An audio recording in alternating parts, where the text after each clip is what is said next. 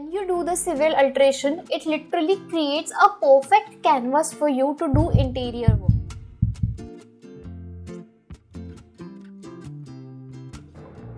Hi, ever wondered what makes a well-designed interior feel balanced, perfect and very functional, just the way you wanted it to be? Well, it's not just because of that one piece of furniture or the color palette that you have selected or any fabric, okay? It's about the layers.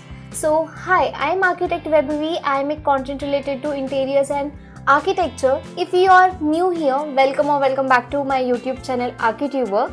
So in today's video exactly we are going to be discussing about this, the 11 crucial steps to follow while designing any interior space. And if you are someone who's going to renovate the house, if you are someone who is into interior field, or if you are a student, this video is for you. Do not skip any layer, it can cost you a very big amount. So for that you need to watch the video till the end, do not skip the video. And it's just not about the layers which are design steps. Okay, it's about the beautiful foundation that you are going to create for any interior space to make it beautiful and successful.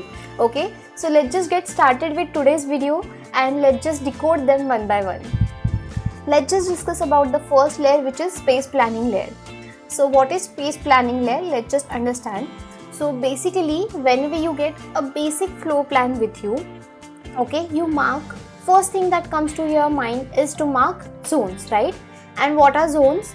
You basically mark, I want the TV unit to be here, I want sofa to be here, the dining area should be here, the shoe rack, the bed, wardrobe, everything you decide in the initial stage, right? That is something space planning. But you have to do that smartly. And how you can do that smartly? Let's just discuss that as well. So space planning layer comes with 3 different layers. Okay, so first being your zoning, second being your circulation path or circulation flow or spatial plan, whatever you want to say, and the third one is your furniture clearance. So we have discussed about zoning, how you want to place your furniture. So whenever you get the basic floor plan, you mark it a circle and you just mark, I want a TV unit to be here, I want furniture to be here, I want the bed to be here. You write down all of that. Okay, second step is that whenever you are planning any furniture layout, you mark the circulation, which is something very important. Otherwise your home can look very cluttered and chaotic and you don't want to make that happen. So how you can avoid that?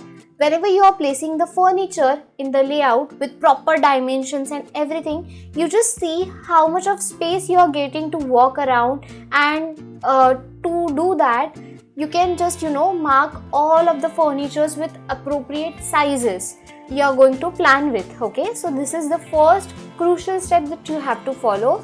You have to have a clear mind to know what kind of furniture or piece of furniture that you want to have in your home, so you can achieve this layer, okay, or you can unlock this layer basically. Then second, we have discussed the third one being furniture clearance. What is furniture clearance? For example, let's consider a bedroom. Here we have the bed and here I have the wardrobe. Between these two furnitures, I should have a proper circulation space, so where I can walk freely, right? And no furniture should be in such compact spaces that I don't have a free walking pathway. Okay, so that is something which is space planning. And it is very important to decide this in the initial stage. Then you can go on to the second layer. Okay, it improves the use of available space, you have better interiors and you can have maximum comfort in this particular area if you do plan this. Okay, now coming to the second layer, which is civil alteration layers. What is it exactly? It is a structural or civil change that you do if you are doing any renovation or interiors. Nowadays what happens, a builder comes with a basic tile or kitchen layout to you and you don't like that. That's very shabby, I agree to that. So if you want to change that, how can you do? So basically there comes this civil alteration layers. If you want to remove that wall, if you want to have wall over some particular area, or if you want to demolish the kitchen platform, the tile that he has given, if you don't like the toilet layout that he have provided, so you can alter everything and anything that you wish to. Okay, so this layer comes with the civil alterations, like your civil changes, which comes with electrical, plumbing, wall additions, removals, then everything like that sorts. Okay, so you should have 3 layers in this. First is wall addition or alteration. Then if you are doing any platform alterations like kitchen platform, or if you are extending the toilet counter platform, something like that. Then second should be your plumbing. Third should be the electrical. Electrical has existing switchboards given by the builder, or if you have any switchboards existing that you wish to shift to other side, that you can do in this electrical layout. Plumbing also, you can change all the pipelines and everything, so you should mark all of this. And it has too many drawings, technical drawings. We will be discussing that also in the next layer, and how you can present that. When you do the civil alteration, it literally creates a perfect canvas for you to do interior works. Okay, so make sure you are doing the civil alteration with technical drawings. Okay. So okay, talking about the civil alteration, let's just first start with the actual floor plan that we have. So if you see, there's a entrance area, and then directly there's a living cum dining area, and then you have the passage from which you can go to the master bedroom and bedroom number 2. Okay, so now what is happening is, this passage is not enclosed properly. So if you are sitting somewhere in the living room, you can directly access the master bedroom, and you can see the master bedroom, which is not actually good. Okay, so to solve this problem, what we have done is here. So let me show you the civil alteration plan now. Okay, now if you see the civil alteration plan, you will see we have the existing walls and then some alterations done. So if you see the pink walls, these are the added walls. Okay, we have changed the attached toilet door towards the passage area side, and we have shifted and added a wall and added the door on the passage area side. So the passage become narrow, and we get the minimum area in the bedroom, and we can have a proper TV unit or a living area space near the pink wall. Okay, so the visibility is 0 from the living room to master bedroom. That's the whole point for this civil alteration. So keep this in mind whenever you do such thing. Remember, you have to have proper privacy for all of the rooms. Okay, so now discussing about the option 1 of furniture layout. If you see the dining, when you enter, you have the console unit or shoe rack, you say, and then the dining area, which is okay. Then you have the kitchen, which is also okay. Later on we have discussed one more option, but for now, if you see this option, everything is great except the fact where there's a living area and where there's a sitting, you can see in the bedroom directly, right? So to avoid that, we have come up with one more option. So as per our civil alteration, we can do the other option. Like now, if you see the option number 2, we have the TV unit on the other side, and you got the proper sitting area which does not disturb the circulation space. We'll discuss that in the later on part. So if you see the circulation path, you will see a different set of furniture layout here, but this is just for the comparison between the two layouts that we have made. So discussing about the first option that I have done here. So if you see the living and dining area, it is positioned together, but the circulation seems a bit cramped. Okay, the dining table is very close to the entry passage, which is not good, and whosoever is watching the TV from the sofa will get obstructed if anyone is coming and going from that area. So it's not a good idea to have a TV unit over there. Then discussing about the kitchen, it is directly from dining but slightly offset circulation, so it is bit of a corner turn, so let's avoid that. And if we talk about the bedrooms, master bedroom is accessible well, but the entry is very close to the living room. Okay, and second bedroom is fine, but again connected through a narrow central passage, that is the minor concern, but yeah, that's okay. Now discussing about the actual plan that we have made. If we discuss about the living and dining, it is much more open. It has a better flow from living to dining without feeling squeezed, right? If you see in the plan, you will feel that. And then in the kitchen, the access is more straightforward and directly aligned from dining, which is a good circulation. Okay. And then discussing about the bedrooms, master bedroom still near the living area, but slightly it has a buffer space which improves privacy. And then second bedroom, the circulation is more smoother. Okay. So we have a proper clear passageway to walk around. So the central space distributes movement more efficiently with less overlapping of circulation path. So the second plan is much more better in terms of the circulation. Let's just discuss about the third layer, which is color scheme or mood board for your home interiors. So this is nothing but a visualization for your project. Okay, so whichever project you are doing, you should make the mood boards, and mood boards come with 3 internal layers, like the style that you are opting for: contemporary, industrial, bohemian, minimalist, modern. There are n number of type of styles that you can have these days. Then the second one is the color.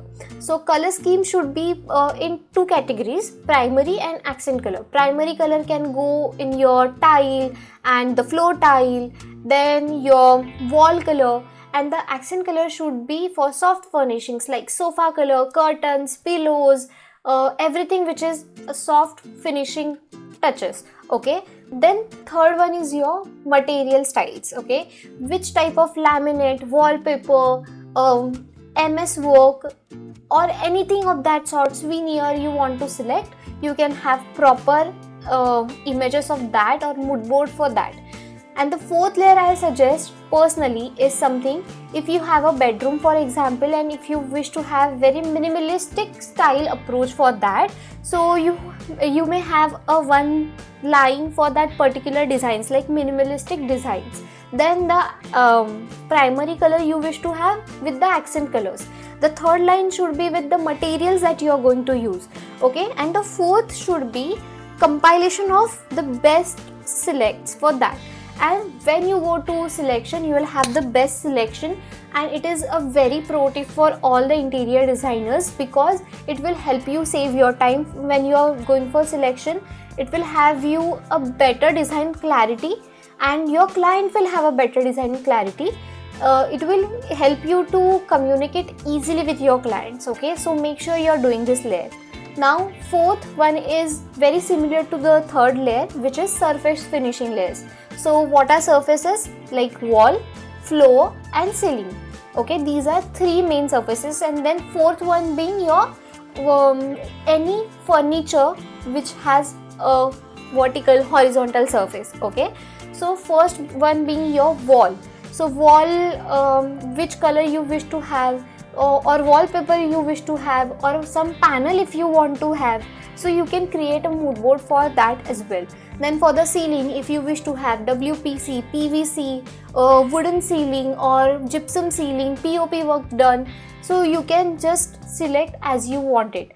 Here also you can create different styles and mood boards. Okay, then flooring material, you can have different tiles, you can have different vinyl floors, etc. So you have better quality before executing the work. Okay, and this adds literally character to your design process. It helps you in designing spaces better, I feel. So you should do this layer. In this particular layer, the major part is selection, nothing much, because already in the third layer, when you make the mood boards, you have everything listed with you, what you want, what you don't want. Even I will suggest, this one thing you should do, that you should write one column for what things or what materials you have to avoid. Okay, and what are the cons and pros of all the materials. Okay, so maybe I can put up one layer for you to see how you can do mood board. Okay, after the third layer, which is color scheme and mood board layer, I really want you to know if you are giving your drawings to your client, and if you are some client and who wish to approach to your designer to make the 3D views for you, so this is the correct time after the mood board. Okay, so you make proper 3D views according to the client's specifications that they have given, and then you make the 3D views for them to visualize their space better. Okay, then the fourth layer comes, which is the actual selection. Okay, surface finishing layers. So you before the execution start the selection, so it will have a very smooth flow of the project. Okay, so whenever you are doing the selection, you have the mood boards with you, but there are too many surfaces that you have to do, like the wall, the ceiling, the floor. The wall can have the paint, panel, some kind of texture paint, then plaster or wallpaper, anything it can have. Then the ceiling can have WPC, PVC, wooden, gypsum, glass. Too many materials are there in the market now, so choose accordingly. And the third is tile, vinyl flooring, or any deck sort of thing. If you wish to have, you can just select the proper design, and you can select the proper style and materials in this layer. Okay, when you have the 3Ds as well with you. Then comes your fifth layer. Now coming to the fifth layer, which is electrical layer. Planning of electrical point for appliances, or for any light, fan, smart light, automation. You have to plan this layer, and when you are doing this is the most crucial layer when you are executing the work. So first work that should be done on site is civil alteration, which comes with tile work, wall alterations, then electrical layout, smart automation if you have any, and then plumbing layout, and then you start the carpentry work or the false ceiling work. Okay, so let's start with why it is important. Planning of electrical points. Then bad electrical planning can ruin functionality and aesthetics too, because if you just for example visualize, here's my table, and over here, as this is my backdrop, a big switchboard comes here. It won't look aesthetic, right? So if you want to plan a proper functional home, you should plan proper switchboard layouts, and which switchboard will have what points on that. So make sure you are doing that in the first place. Then comes your key elements for this electrical layer if you are planning. So switchboards and plug points are the main thing that you have to plan. Then the lighting points with the watts you are providing, appliances that you are providing, because once you have done that, you will have seamless functionality, safe and efficient energy use, and you will avoid so many difficulties after the work is done. So this is something you should not miss. And if you have any interior designer, or if you are an interior designer, make sure you are doing this step very nicely. Maybe I can just put one of the examples how you can do the electrical layer, and we can discuss this in some other video maybe. Then coming to the smart automation layer, it is a integration of tech, smart lighting, smart curtain opening, security systems, voice assistants. Everything in this smart automation will be done in this layer after the when the electrical layer is going on, because these both layers are connected. Okay, so Wi-Fi enabled controls you can have. There are some apps which control all of these technical thing. And modern homes, if you are planning, this will be the first step to make your home very modern, and the furniture comes in the later on part. Until now what we have discussed is your space planning, then the civil alterations, then the color schemes and mood boards. Surface finishing layers was fourth. The fifth was your electrical plans. Sixth was the smart automation, and the seventh is your false ceiling layer. Okay, so in this false ceiling layer, basically when the electrical work is done, you make the grids of the false ceiling, and then the electrician will come and then put the light point, fan points, AC point, everything after you have done the ceiling grid. Okay, and then they can put the finishing material. So first is your electrical, smart automation and the false ceiling layers. This can go simultaneously on the site. Then comes your plumbing layer. We will be discussing plumbing layer in detail now. So plumbing layer is something if you wish to change the pipelines, if you wish to change your floor touch commode to wall hung, if you wish to have modern countertop basins, like that sorts, and you can make a proper layout of plumbing first. Again, mood board of that, and third is the execution. Okay, and you should have always the technical drawings of the plumbing and then start the work. Okay, then coming to the furniture layer, which is the selection, placement of functional and aesthetic furniture pieces. Okay, you have to consider too many things here: the space, the circulation, the ergonomics. We will be discussing about that in separate video, but you can see what is ergonomics. You can see the definition over here somewhere on the screen.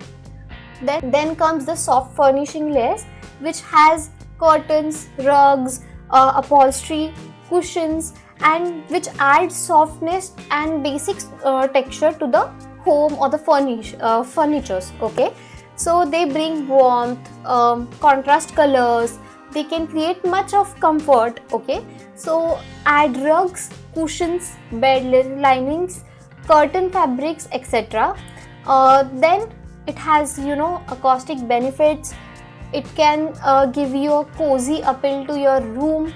Then coming to the lighting layer, lighting plays the very important role when the furniture is done, when the flooring, the surfaces are done. The lighting has to be on point. Okay, what I mean by that, lighting affects the mood, productivity, and highlights the design.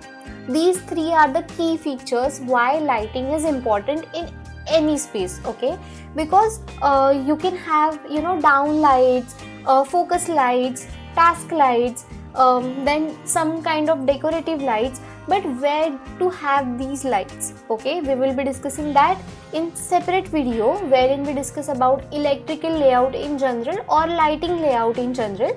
It sets the mood, highlights the decor elements. Then comes the last layer, which is your decor or greenery layer. Okay, so for the final finishing touches, you have to add green plants or indoor plants to your home to make it look complete.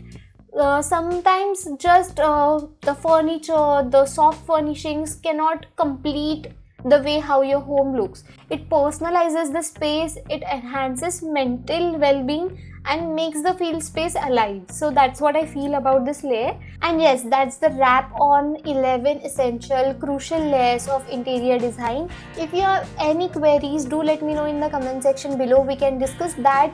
In the next video, we will be maybe discussing about the civil alterations or the space planning. Let's see that. And if you like the video, you know the drill. Please like, comment, share, suggest your ideas, what videos I should post, or any suggestions you want me to do in the video.